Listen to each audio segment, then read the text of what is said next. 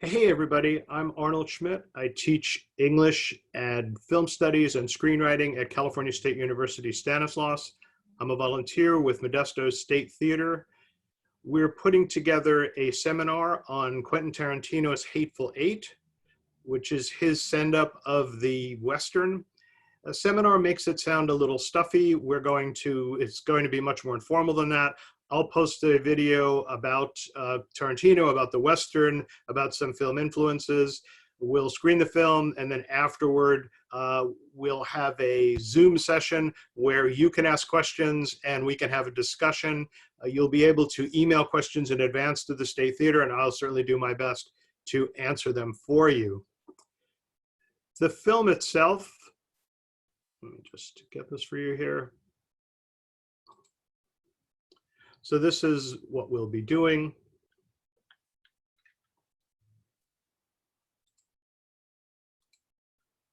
The film itself is quite successful. It's a little bit violent, so it's not for everybody, but if you know Tarantino, you know what you're in for. It's wonderful, it's exciting, and it has a lot of that crackling dialogue that for which Quentin Tarantino is so rightfully famous. The film itself did pretty well, and it made the top 10 film list of a number of influential critics: Hollywood Reporter, Variety, Village Voice, USA Today. So it's really a well thought of film. In the introductory video that I'm going to make, we'll be talking about Tarantino's other films and their relationship with Hateful Eight. And one of the things that you already know about Tarantino is that his films are always in dialogue with both his other films and then films generally. So we're going to be looking for connections between and among the different films that he's already done and other films of different genres. So I'm going to be looking particularly at thematic connections. What are the themes that he's interested in exploring? In structural connections, how does he tell stories? What kinds of characters does he use? What kind of organization is he using?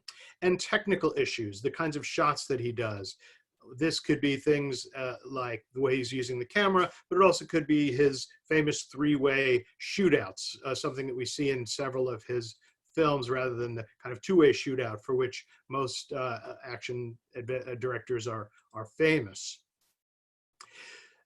The other thing that I'll do in this introductory video, though, is to set up the Western in a certain sense that Tarantino is exploring. His interest in the Western and the idea of the Western generally comes to us from Pulp Fiction, from the Western novels of the early 20th century, particularly Zane Grey, but there are many others. Grey himself wrote dozens and dozens of these. They were tremendously popular, and they furnished the stories for a number of early films, pre-sound films, silent films, and of course films during the Hollywood, the kind of peak Hollywood years of making Westerns. So we'll look at Zane Grey, we'll then look at John Ford and his classic Hollywood Westerns, and talk about, in a certain sense, the tropes of what makes a Western a Western. What is it about? What are the characters? What are the settings? What are the things that we expect to see? And then I think what you'll see right away is how Tarantino is both invoking those and responding to them by doing it his own way, doing it differently. One of the most famous of John Ford's films is Stagecoach, which is important here because it's about a bunch of people stuck together in a stagecoach. Hateful Eight is a bunch of people stuck together in a cabin. So it has some connections.